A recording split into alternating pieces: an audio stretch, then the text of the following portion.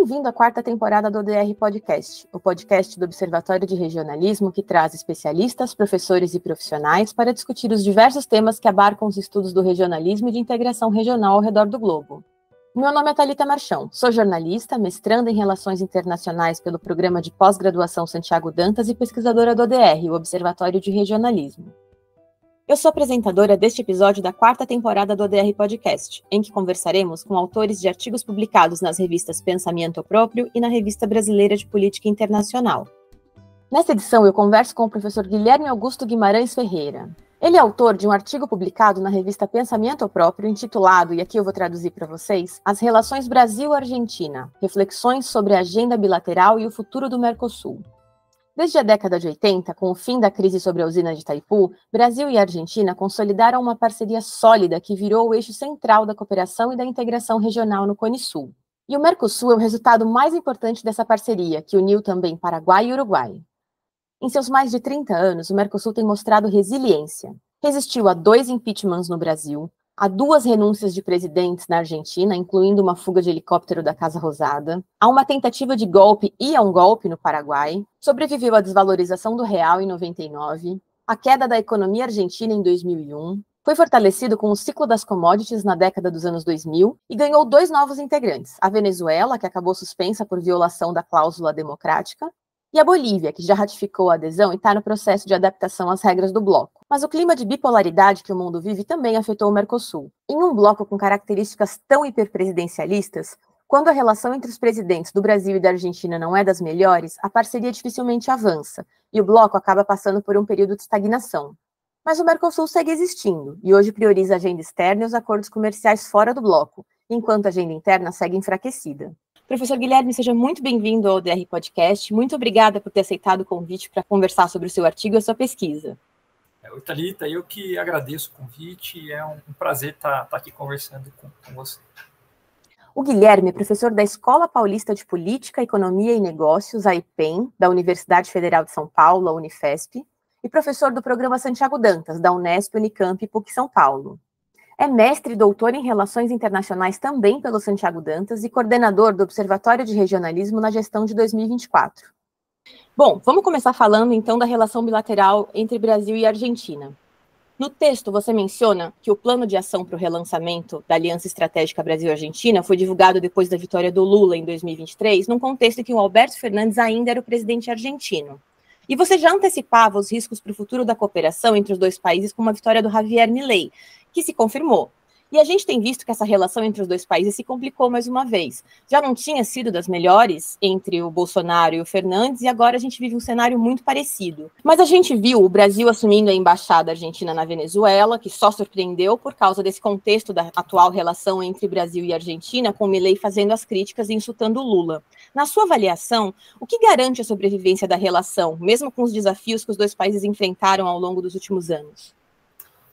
Bom, Thalita, eu acho que, como toda boa pergunta, né, a resposta está um pouco nela já. E o que eu quero dizer com isso? É que, da mesma forma que durante o momento em que a gestão Fernandes e a gestão Bolsonaro trocavam ali suas farpas e seus desencontros, havia uma agenda pragmática que seguiu. É a mesma coisa que a gente está assistindo agora com o caso da gestão Milei com a gestão Lula, né?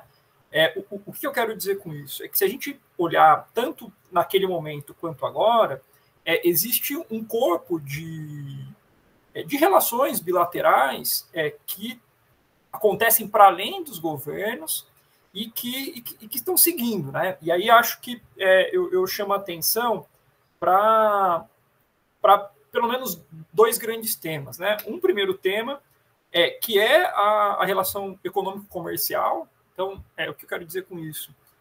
Bom, Brasil e Argentina são grandes parceiros comerciais.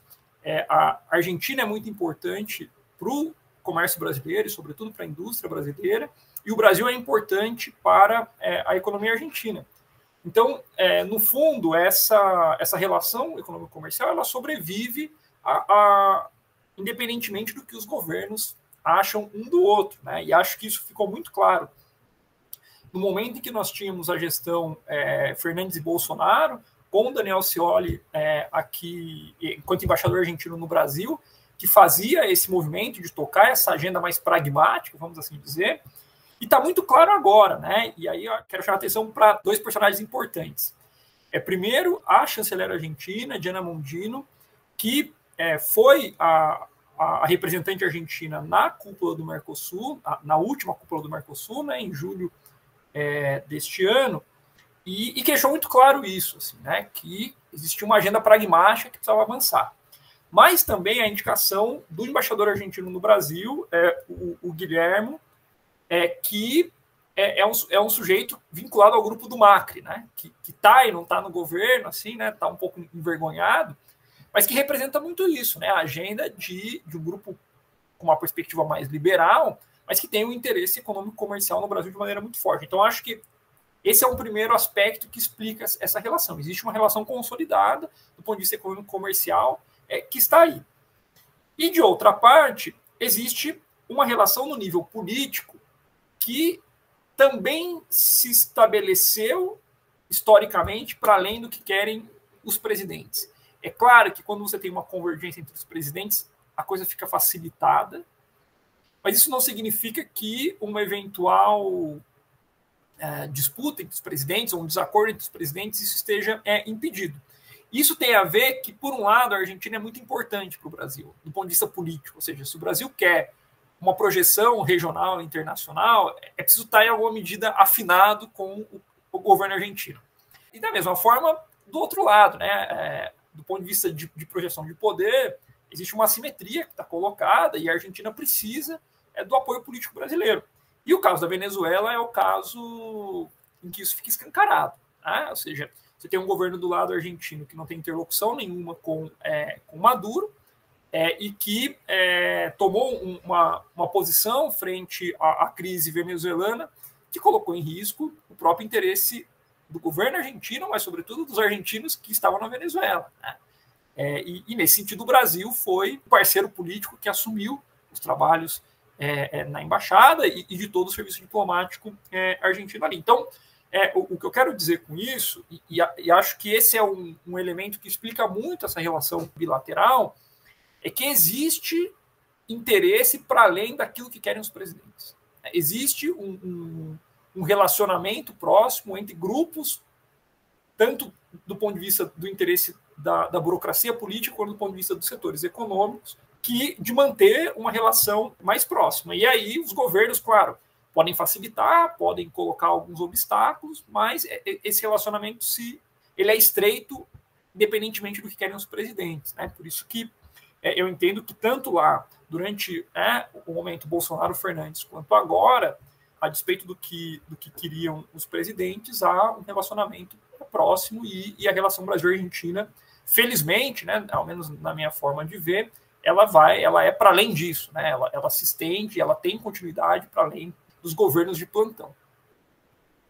A gente sabe que o Mercosul tem poucos avanços quando as relações entre o Brasil e a Argentina entram em descompasso. E nesse momento, a gente tem a agenda interna do Mercosul enfraquecida e a agenda externa com uma série de acordos pendentes, como o da União Europeia, do EFTA, com Singapura, por exemplo. O que a gente pode esperar do Mercosul nesse cenário? Eu tenho insistido, inclusive em outras publicações, que, a despeito desse cenário de divergência entre os presidentes, existe uma agenda possível para o Mercosul. E me parece que o que a gente pode esperar é isso, que aquilo que eu estou chamando aqui de Mercosul possível é o que vai caminhar. Isso tem muito a ver com o que eu dizia anteriormente sobre essa agenda pragmática. Então, vou dar aqui alguns exemplos de algumas questões que estão caminhando. O Mercosul acabou de aprovar o novo regime de origem do Mercosul. Essa é uma agenda que vinha se arrastando há bastante tempo e que diz respeito a simplificações em procedimentos de certificação de origem, procedimentos de controle aduaneiro, que vão facilitar a circulação de comércio entre os países do bloco. Então, esse é um exemplo, claro, de uma agenda bastante pragmática, de interesse dos grupos econômicos, que está acontecendo a despeito dos presidentes.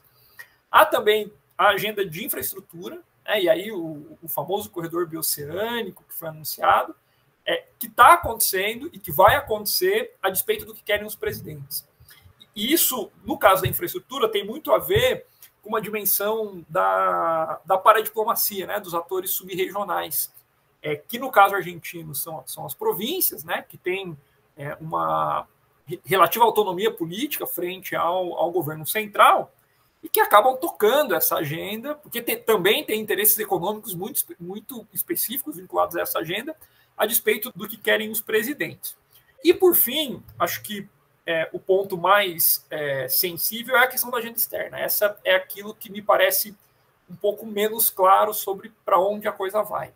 Eu acho que está desenhado que, ao menos enquanto a configuração política ser essa, a agenda externa vai ser o grande tema do Mercosul, embora nós tenhamos eleições agora, né, no Uruguai, que é um governo que tem um pouco liderado esse tema, e uma mudança lá, uma eventual mudança no grupo no poder no Uruguai pode talvez trazer uma outra perspectiva, mas é onde eu vejo talvez um pouco mais de dificuldade, né?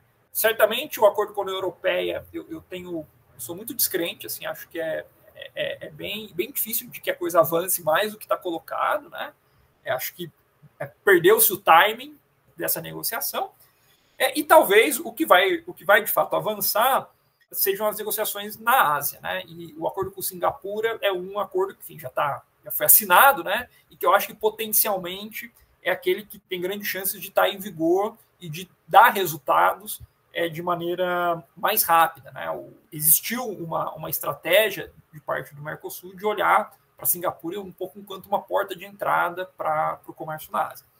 Então, eu diria isso, assim, acho que o que esperar do Mercosul, do ponto de vista de uma agenda mais interna, essa agenda pragmática, que eu destaco os temas de comércio e a questão da infraestrutura, e do ponto de vista da agenda externa, certamente um movimento de avanço nas negociações, sobretudo com a Ásia. Bom, aproveitando o gancho do Acordo de Singapura que você citou, que inclusive ele está em etapa de tradução agora, né? A gente vê esse movimento claro do Mercosul direcionando os esforços para a Ásia. E no artigo você menciona que o Mercosul pode se tornar um espaço para a formulação de uma estratégia conjunta entre Brasil e Argentina em relação à China, por exemplo. Quais seriam os principais desafios para essa cooperação estratégica em relação aos países asiáticos, além da questão política entre Brasil e Argentina? Do ponto de vista potencial, né, de fato, o Mercosul ele tem os instrumentos para ser um elemento que vai dar melhores condições de negociação para os países do bloco, né? O que eu quero dizer com isso é que existem ali no âmbito do Mercosul a possibilidade de que, frente a atores externos, os países possam criar estratégias comuns, usar do Mercosul enquanto um instrumento de barganha para garantir melhores condições. Agora, o principal desafio é que me parece que não está claro, e inclusive para o governo Lula isso não está claro, o que se quer com o Mercosul e o que se quer com a agenda externa do Mercosul. Então eu acho que a principal e a grande questão que está colocada enquanto desafio para que o Mercosul seja de fato esse instrumento de concertação para as negociações externas é que os governos tenham claro o que se quer com as negociações externas e o que se quer com o Mercosul. Não é necessário o Mercosul para fazer comércio com a China nos termos em que todos os países do bloco já estão fazendo, né? Se é para ter mais abertura do mercado, não precisa de fato do Mercosul. Agora, se de fato quer uma parceria com a China, com a Ásia, de maneira que isso não signifique simplesmente abrir mercado para produto agrícola, aí me parece que o Mercosul tem um papel importante. Agora, é preciso que os governos tenham clareza disso, né? Assim, o que os governos querem. Então, eu acho que esse é o grande desafio. Tanto pensando aí o governo Lula, o governo Milei e os demais sócios do bloco, né? Não está claro o que eles querem com a agenda externa, não está claro o que se quer com o Mercosul, e aí isso inviabiliza qualquer tipo de construção política e de concertação política no âmbito do bloco. Já que a gente está falando do futuro do Mercosul, eu queria perguntar sobre a Bolívia, que depois de muitos anos entrou para o bloco. E além desse contexto da relação entre o Brasil e a Argentina, a gente sabe que a Bolívia é um país que não teve estabilidade política nos últimos anos. O que a gente pode esperar desse novo integrante no Mercosul e o impacto da Bolívia para o bloco? Bom, a Bolívia vai ser um caso muito interessante de analisar nos próximos anos. Eu acho que tem duas dimensões aí. Primeiro, pensando desde a perspectiva do bloco, é que a forma com que a Bolívia vai ou não, de fato, fazer a adesão ao bloco, ela vai indicar muito sobre as possibilidades de novos membros ao Mercosul. Acho que esse é um ponto que é interessante da gente aprofundar. Por que eu estou dizendo isso? Porque a primeira expansão do bloco foi a Venezuela, que foi um processo muito traumático, em dois sentidos. De um lado, porque foi feito um pouco a toque de caixa, e a Venezuela, na prática, não adotou as legislações do Mercosul. Então, embora formalmente fosse um membro, na prática o Mercosul não funcionava para a Venezuela. E, no segundo momento, o Mercosul não funcionou enquanto instrumento de constrangimento em torno da democracia. Ou seja, o Mercosul não foi capaz de dar uma resposta regional à deteriorização da democracia venezuelana. A Bolívia, me parece que é um pouco assim uma segunda chance. Ou seja, vai ser importante ver o quanto, de fato, o Mercosul vai ser capaz de tensionar o governo boliviano, tanto no sentido de fazer a Bolívia aderir não só formalmente ao bloco, mas, de fato, incorporar todo o processo normativo do ponto de vista econômico, do ponto de vista das regulações aduaneiras, e isso entrar, de fato, em funcionamento, e, ao mesmo tempo, de conhecimento que o sistema político boliviano também passa por processos bastante dramáticos. Nós tivemos um golpe de Estado bastante recente, atualmente uma tentativa de golpe de Estado. Então, acho que também vai ser uma oportunidade do Mercosul mostrar sua capacidade enquanto instrumento de constrangimento no sentido da preservação da democracia. Então, acho que a Bolívia pode ser aí, vai ser ilustrativa do potencial que o Mercosul tem, de fato, de se expandir para novos membros, vis-à-vis ao que foi a experiência venezuelana. De outro, a adesão boliviana é muito representativa de para onde o Mercosul está indo. O que eu quero dizer com isso? É que a adesão boliviana foi um processo muito comemorado e muito apoiado pelo agronegócio brasileiro, e que, do ponto de vista ideológico, não é próximo ao governo Arce, não é próximo ao governo boliviano, mas que, do ponto de vista pragmático, apoiou a Bolívia porque viu ali um fortalecimento, mais uma vez, do caminho ao Pacífico. Então, me parece que a forma com que a adesão da Bolívia aconteceu, e, sobretudo, o processo de ratificação da adesão do governo brasileiro, indica muito essa sinalização de um Mercosul que de fato, aponta para o Pacífico. E, por fim, a Bolívia é um país estratégico no que diz respeito à energia e aos chamados metais, ou minerais estratégicos. Então, acho que foi um movimento importante. Nós estamos vivendo num mundo em que, tanto do ponto de vista energético, há um constrangimento internacional muito grande. A Bolívia, sendo parte do Mercosul, é um parceiro importante, quanto da questão do lítio, e outros minerais envolvidos com as novas tecnologias, como o carro elétrico, por exemplo. Então, acho que a adesão da Bolívia reposiciona o Mercosul geoestrategicamente de maneira bastante interessante. Mas, mais uma vez, acho que vale a ressalva. Para que isso tudo seja verdade, é importante que a Bolívia, de fato, seja incorporada ao Mercosul. A experiência com a Venezuela não foi boa. Vamos ver como vai ser a experiência com a Bolívia. Professor Guilherme, quero te parabenizar pela pesquisa e te agradecer pela conversa. Eu que agradeço, Thalita, e, enfim, estou à disposição. Nosso episódio chegou ao fim. Se você quiser ler o artigo completo, ele está disponível na página desse episódio do ODR Podcast no site do Observatório de Regionalismo. Agradecemos a todos que nos escutaram pelo Spotify e Google Podcast, ou nos assistiram pelo canal no YouTube. Se quiser ver mais de nossos conteúdos, acesse nosso site observatorio.repre.org. Você também pode seguir nossas redes sociais e receber em primeira mão as novidades, eventos e trabalhos organizados pelo grupo. Estamos conectados pelo Facebook, LinkedIn e no Instagram. Até o próximo episódio.